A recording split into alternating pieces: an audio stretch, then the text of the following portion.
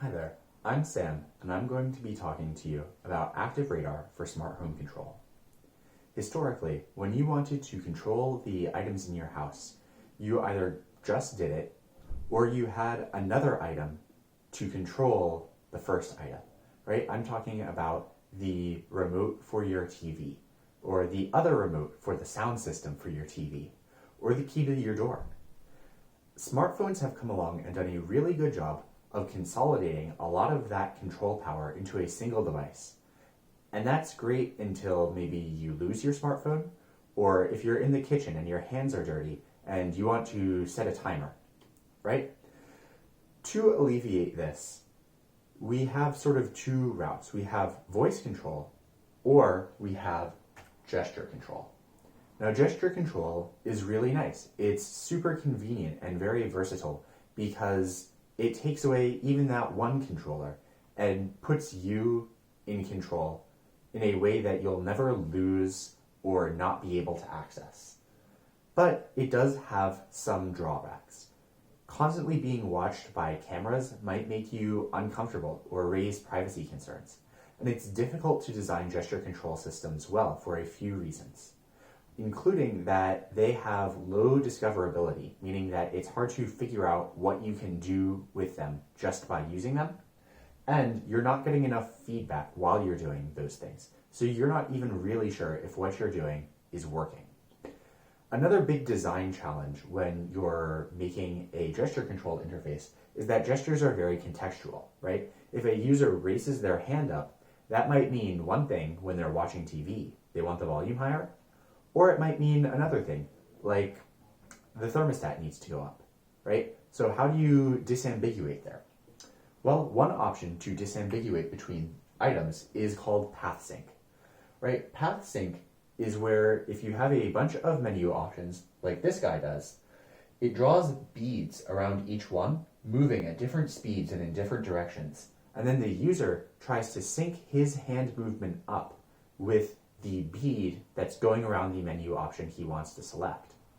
Well, you can do that in the real world too, by just putting an LED outline around each device you might want to control, and then just doing path sync. This is great because it improves your discoverability a little bit, right? Now the things that you can interact with literally light up in the real world so that it's super easy to see your options. It's easy to disambiguate between devices so that that hand-raising gesture can now be matched to the device it was intended for. And that LED ring can be really good for giving users instant feedback, right? You're getting feedback while you're selecting the device, but then you can also maybe pulse the LEDs while, say, the device is connecting to the internet, so that the user knows that what he's trying to do is in the works.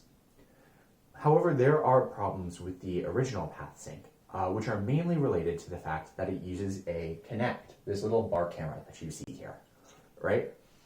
Constantly being watched, especially by a big sort of ugly camera, isn't very pleasant for anyone. And it's especially unpleasant in a space that's supposed to be intimate and cozy, like your house, right? It's also maybe not the best aesthetic thing for your house, and it can make you feel uncomfortable because you sort of start to wonder if your privacy is being violated by this camera. Plus, if you want to be using gestures anywhere in your house, or even at a variety of angles, you're going to start to need multiple cameras, which just compounds all of the problems that I was talking about. So the solution we've chosen for this is Radar, right? And we're using this little board right here. Now, Radar has a number of great advantages. It works through bodies and even through walls at certain frequencies, so that you don't need a lot of radar antenna to be very effective in capturing user gestures. It physically can't distinguish between individuals because all it's really doing is ranging and gauging velocity. So you can't really get an idea of who someone is, which is a built-in way to alleviate a lot of privacy concern. And on top of that, it doesn't look like a camera, right? It just looks like a little board. You can put this in a case mounted on your wall. It's very, very discreet. And so that's great. It really ups that comfort factor and allows you to sort of reclaim a space as your own. So to see if this radar would actually work for what we wanted to do, our team conducted a Wizard of Oz study. Basically, we had one person perform gestures by trying to move their hands in these shapes. These arrows just mean moving your hand up and down. And then someone else tried to interpret what they meant by matching each one of these shapes to a digit. In our results, we were very encouraged because we got 87 out of 90 correct. In two cases, the person who was trying to interpret the gestures missed one. And in one case, the person who was trying to perform the gestures got a little confused between these two triangles and actually messed up the signal that they were sending. So in total, that 3 out of 90 dropped our accuracy from 100% to almost 97%, which is still incredibly high. So we were ready to dive into a solution.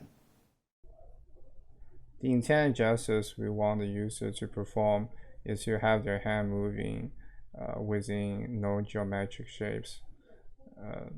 Since the radar detection is much easier to detect displacements and movement speeds, but could cause possible lag when detecting the exact position of an object.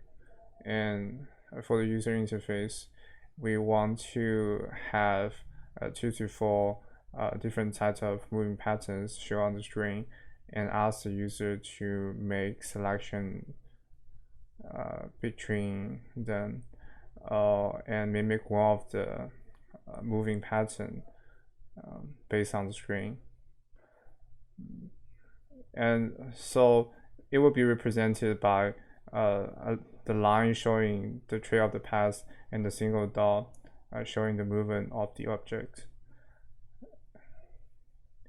And we want to study whether hand gestures, radar detection can be used to detect hand gestures with fair amounts of accuracy if the object is moving with different speeds and along different shapes.